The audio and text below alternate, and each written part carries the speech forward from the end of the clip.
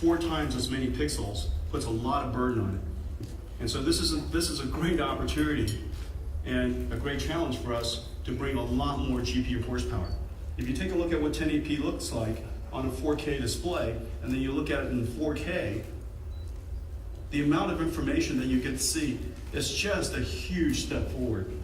But we didn't stop there. When you get a chance, go in the back and take a look at the combination of a few technologies that made it possible for us to bring 4K surround to the enthusiasts. If you want to see 24 million pixels, all rendered, silky smooth, in 4K surround, take a moment later and check it out in the back. In order to make this happen, of course, the GPU has to be able to support the displays, the GPU has to have enough horsepower, and one of the most important things is SLI has to work perfectly. This is one of the areas where we put an enormous amount of energy. As you know, getting multiple GPUs to run in a synchronized way and with as little stutter as possible is very, very challenging. And that's one of the hallmarks of SLI. The software team, the hardware team, we've put so much energy into tuning and optimizing for each game and making sure that the architecture doesn't just deliver high measured frame rates, but also delivers silky smooth experience. All of the work that we do to optimize for frame rate, optimize for experience, in the final analysis, the gamer and their experience comes down to, I think all of you guys will know these 3 words very well: stutter, lag, and tearing. This is the bane of existence of PC gamers, of any gamers. This is a fundamental symptom of computer technology that I'm going to talk about in just a moment. Stutter, lag, and tearing. That is as frustrating, as undesirable for a PC gamer as hemorrhoids, foot fungus, probably acne of the human condition. You can survive it, but you like it to go away. It doesn't kill you, but nothing would bring you more joy than if these 3 conditions were to disappear. Now you're asking yourself, but he did say that this is fundamental to modern computer graphics. These things, stutter, lag, tearing, has been the bane of our existence for as long as we remember. Would you guys agree? Yeah. Okay? I think you guys can applaud for these problems. I'm not suggesting you guys have hemorrhoids, but stutter, lag, and tearing is as frustrating as you can possibly imagine. More brain cells has been dedicated to the elimination of these 3 PC gaming conditions than just about any other. Well, the problem is fundamental in the sense that your monitor is being refreshed, being updated at a different, completely independently from the GPU rendering. The GPU is rendering into frame buffer. Your monitor is scanning out from another frame buffer. The 2 are autonomous of each other. If you will, the monitor is sampling what is being drawn, the 3D world that's being drawn. Because the sample rate is fundamentally different from the source rate,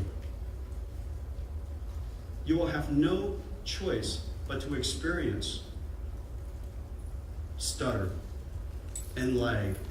And if you try to overcome it, you will see tearing. Let me try to illustrate this very quickly. I think you guys understand this very well. But let's take the moment and just understand where it comes from.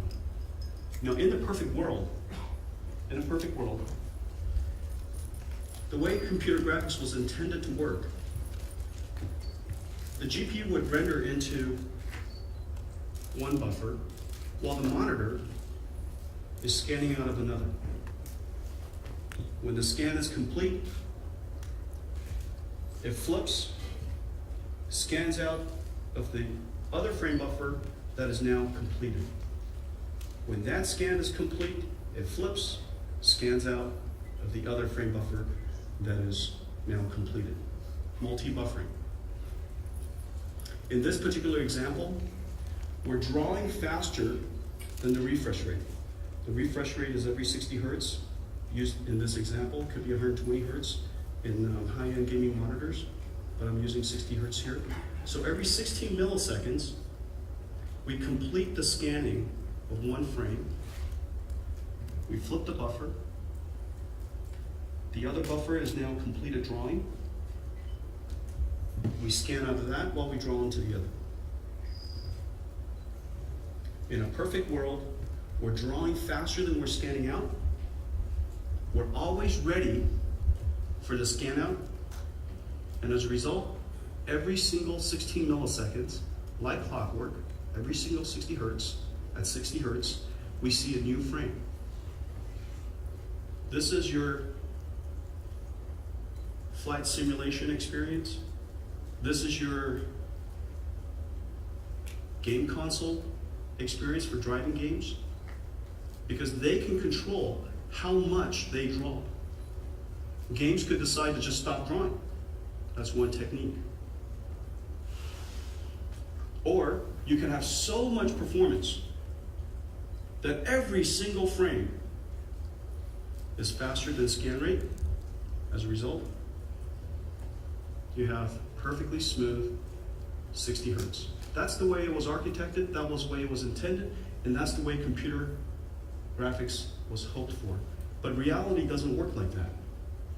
Reality is that the game frame rates are highly variable.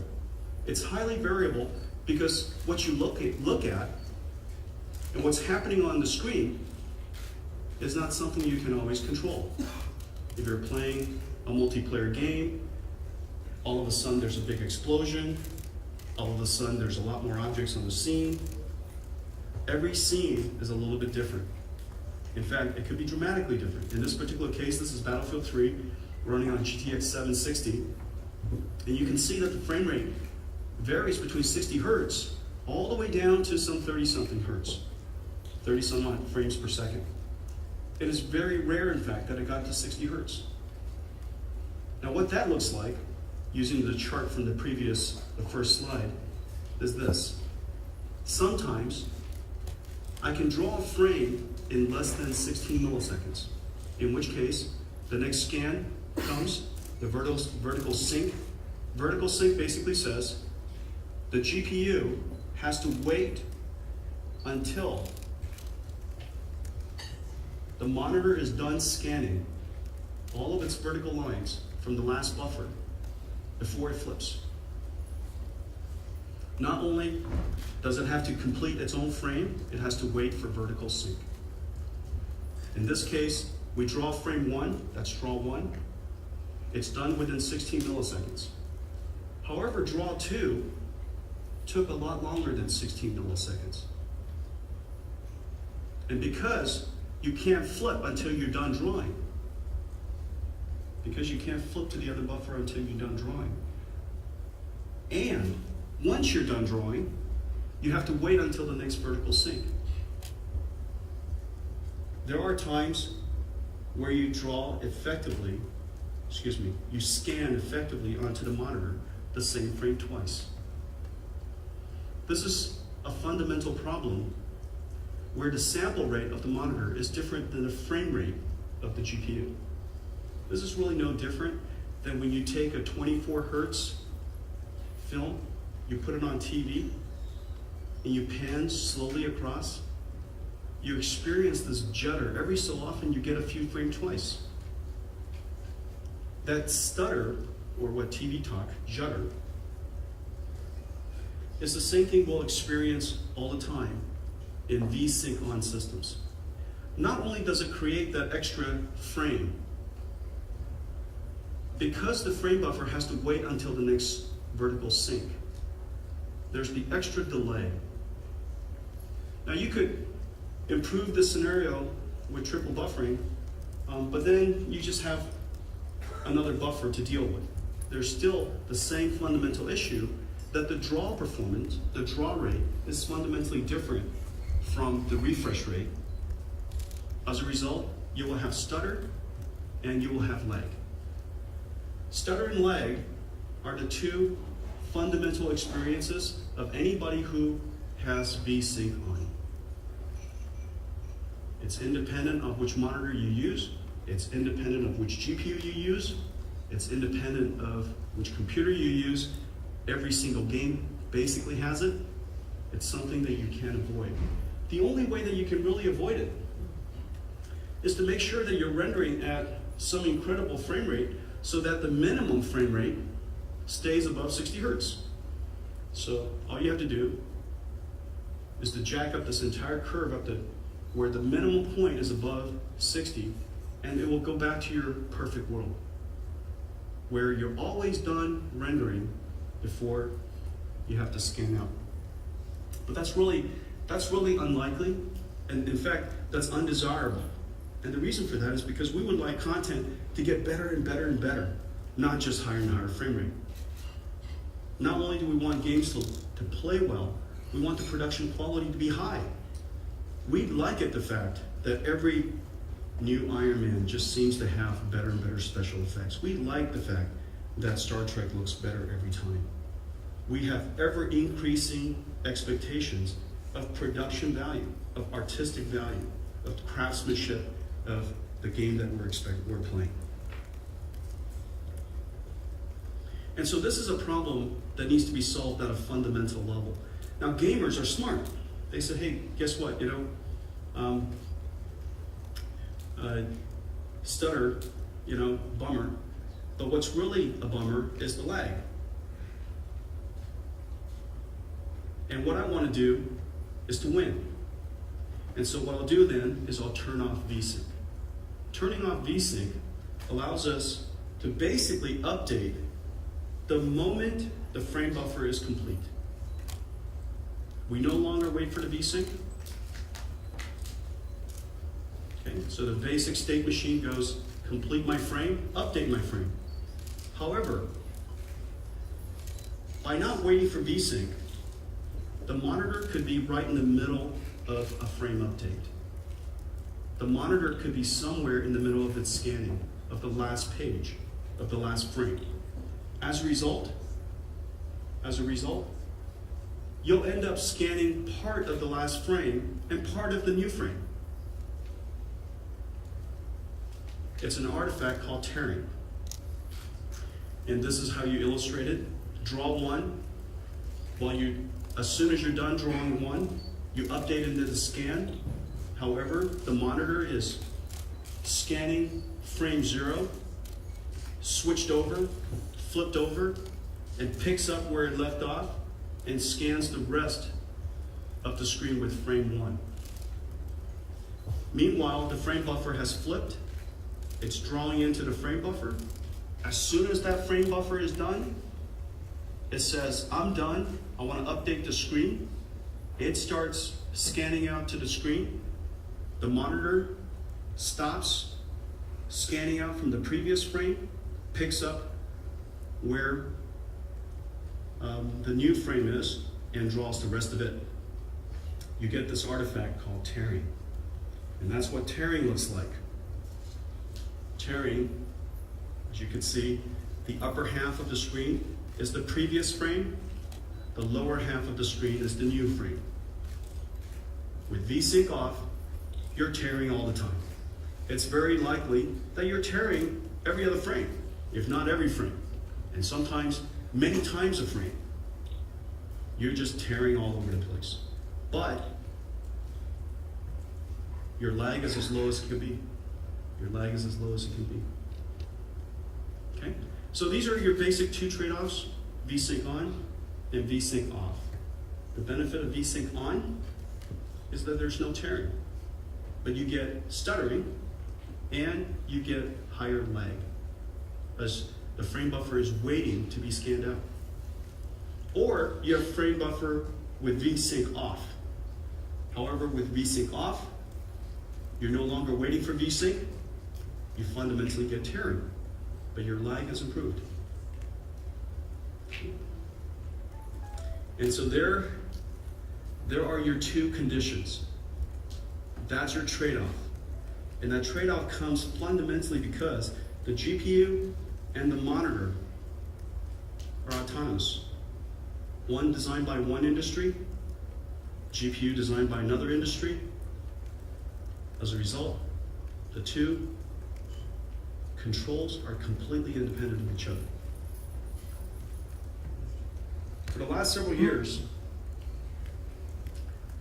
our engineers have been working on trying to solve this problem. I've described the fundamental problem, and therefore the fundamental solution will be related to that. It is only possible to solve this problem by creating a new GPU, a new monitor technology,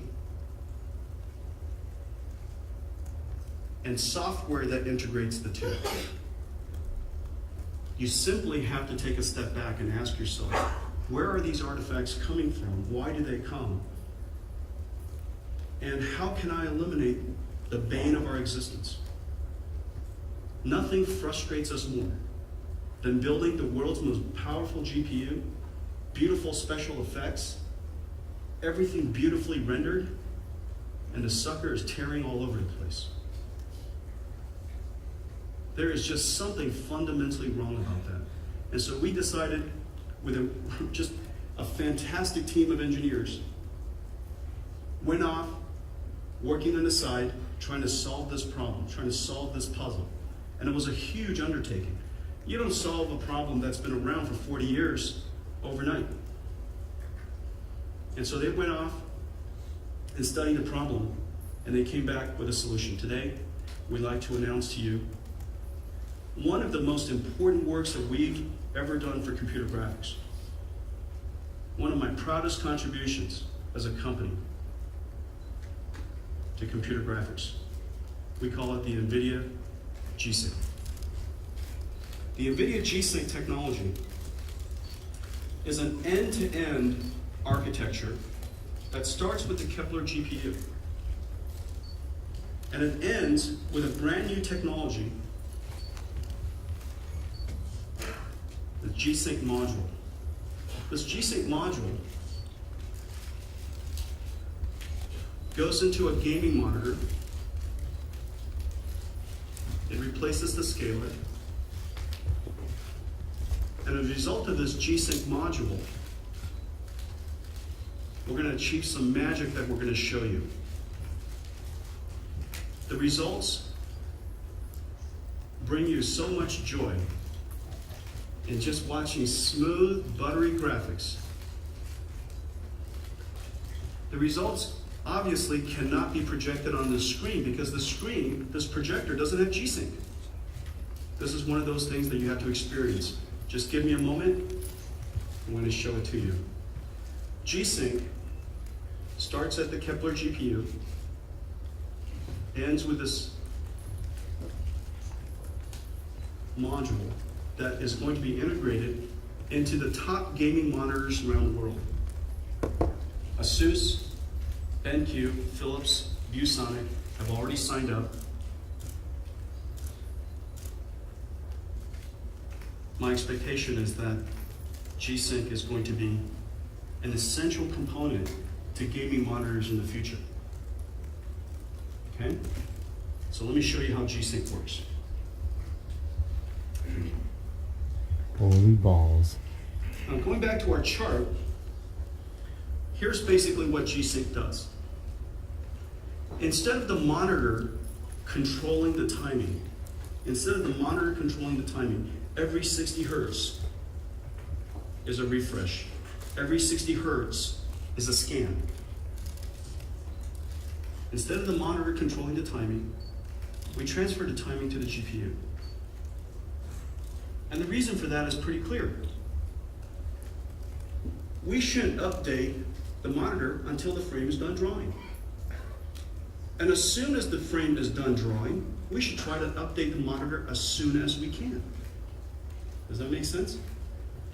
The logic is so fundamentally simple, but the implementation of it is incredibly complicated. And the reason for that is because LCD displays are complicated things at the electronic level, and they're complicated things at the molecular level. These liquid crystals don't like being driven with sporadic levels of timing. And so over the years, our engineers have figured out how to not only transfer the control to the GPU, transfer the control to the GPU software, but also to drive the monitors such that the color continues to be vibrant and beautiful without decay, that the gamma is correct, whether it's V-Sync on or G-Sync on, that it looks beautiful irrespective of the frame rate.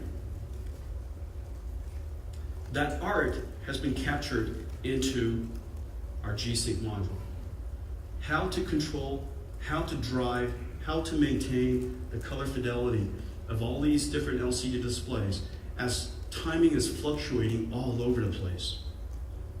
The basic functionality of G-Sync is as soon as the frame buffer is complete, we try to update the screen. Now, if we have frame rate that's incredibly high, of course we wait until the maximum refresh rate for the update. The maximum refresh rate can now be variable, obviously, and so we'll drive the screen as fast as it can be driven. One of the nice things here is that now the refresh rate in the examples that we will show you later is 144 hertz. Even if your frame rate is higher than 144 hertz, your lag statistically won't be but a couple of 2-3 milliseconds. So lag becomes very reduced. Stutter is basically eliminated because you're now completely asynchronous to the frame buffer. We update the screen whenever the frame buffer is updated. And tearing is fundamentally gone. Okay? Wow. And so this is what G-Sync is.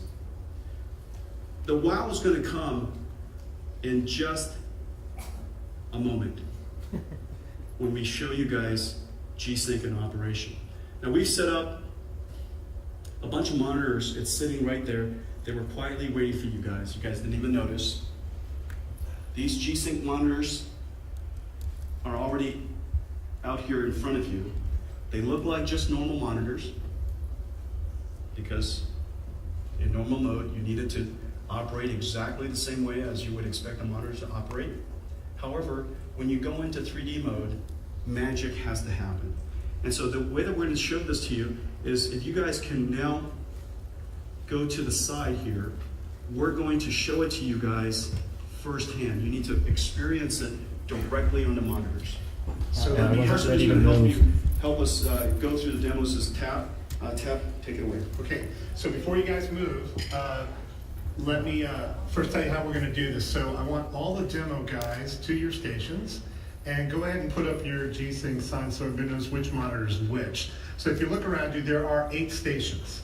This is station number 1, and it goes 1, 2, 3, 4, 5, 6, 7, 8 to the bottom and the back right. Your badge, VDR. All right, guys. I switched to high performance mode on my laptop, which means I should in theory be able to unplug it and move, but I don't know how well this is going to work. So I'm heading to station 5. Okay, bear with me, guys. The stream is gonna lag a bit here. Hold on. G-Sync monitor, you can't.